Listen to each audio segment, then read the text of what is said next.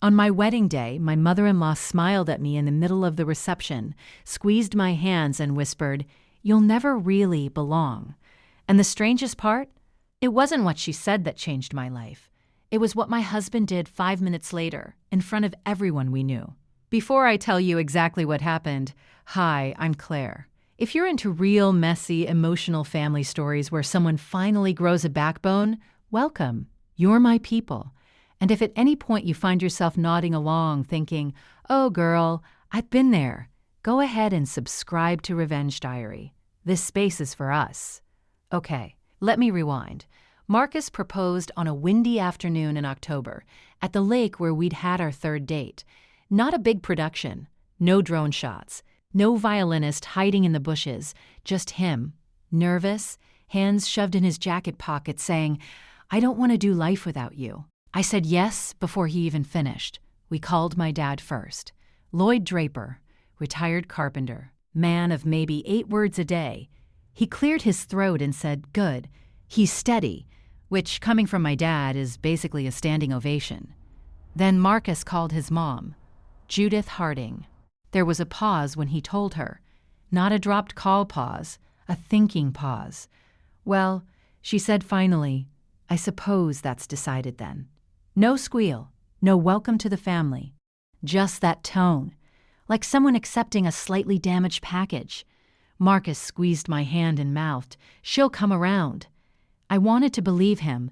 Wedding planning started out normal. Pinterest boards, venue tours, me crying over flower arrangements like that's a reasonable emotional response. You know how it is. Judith inserted herself slowly. That's her talent. She never storms in. She seeps. She'd send Marcus articles about traditional ceremonies. She'd casually mention that Paige Whitmore, yes, that Paige, the one she'd tried to set him up with for years, had gotten married at the country club. "So elegant," she'd sigh. One afternoon I walked into our living room and heard her voice on speaker. "Sweetheart, I just think Claire might feel overwhelmed planning something so formal. It's a lot for, well, someone without experience." Without experience. I was 29. I managed a veterinary clinic. I balanced payroll and emergency surgeries. But sure, napkins were beyond me. I confronted Marcus after he hung up. "Do you agree with her?" But then he added, "She just wants it to be special. There's a phrase women learn to hear between the lines. She just wants control." Still, I kept trying. I invited Judith dress shopping. Big mistake. She didn't criticize outright. She'd tilt her head and say, "It's lovely, if that's what you're comfortable in," which somehow felt worse. 3 weeks before the wedding, I stopped by her house to drop off seating charts. I wasn't even trying to eavesdrop, but I heard her in the kitchen, voice low and sharp. "She's sweet enough," she was saying to someone. Later I learned it was Carol Whitmore. But she's not what I envisioned. Marcus used to talk about traveling, expanding the business. Now he's talking about cats and cottages. I stood frozen in the hallway, not what I envisioned. I didn't tell Marcus. I told myself it would only hurt him.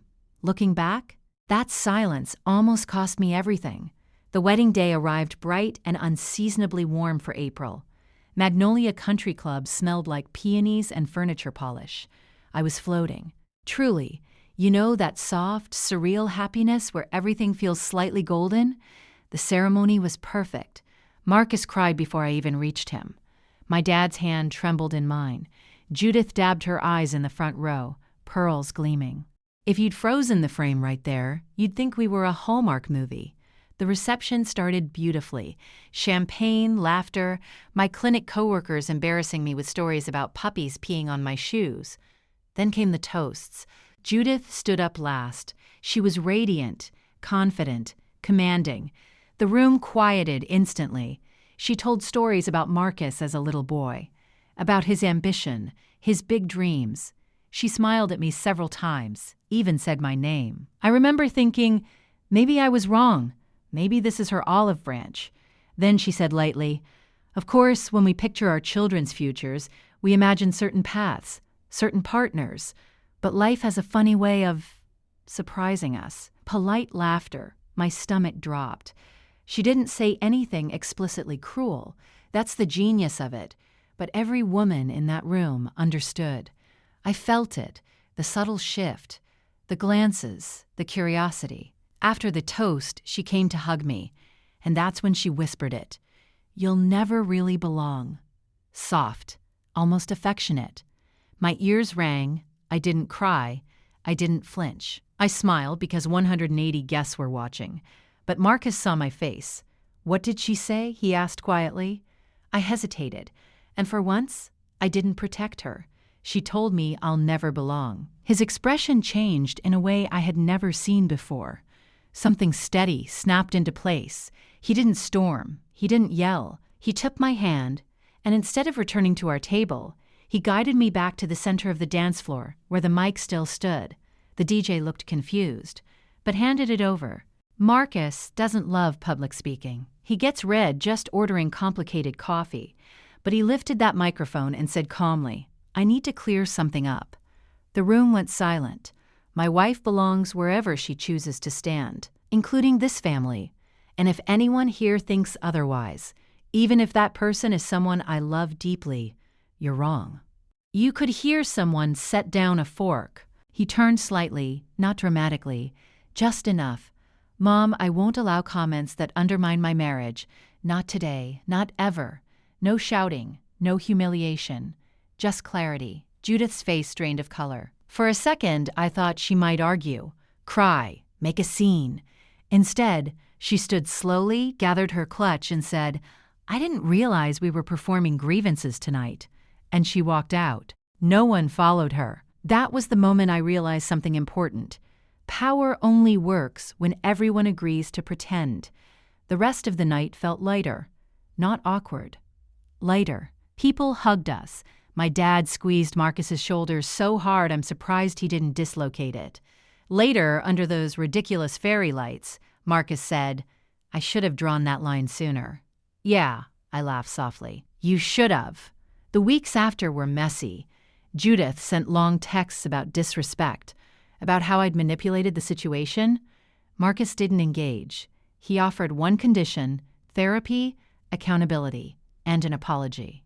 For the first time in his life, he didn't rush to soothe her, and something unexpected happened. Frank, quiet, invisible Frank, started speaking up. He called Marcus one night and said, "I should have done that years ago. I'm proud of you." Donna met me for coffee. She admitted she'd always tiptoed around their mom's moods. "It's easier," she said. Or it was. Judith didn't change overnight. Real life isn't that tidy. But she did eventually send a letter. Handwritten. No excuses. Just, "I'm trying to understand why I needed control more than connection." That sentence mattered. Do you know what the wildest part is? The wedding photo we framed isn't from the ceremony. It's not the kiss.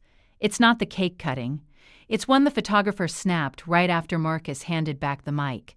It's us walking off the dance floor together. My mascara slightly smudged. His jaw set but calm. Guests blurred behind us. We look united. The dress was perfect. The flowers were perfect. But that was the moment our marriage actually began. Not when we said vows, when we chose each other out loud. If you're dealing with someone who makes you feel small in rooms you deserve to stand tall in, listen to me. Belonging isn't granted, it's claimed. And sometimes love looks like someone taking a microphone and saying, "Not today." If this story hits something tender in you, share it with someone who needs courage right now. And subscribe to Revenge Diary, because we tell the truth here, even when it's uncomfortable. I'm Claire, and you absolutely belong in every room you walk into.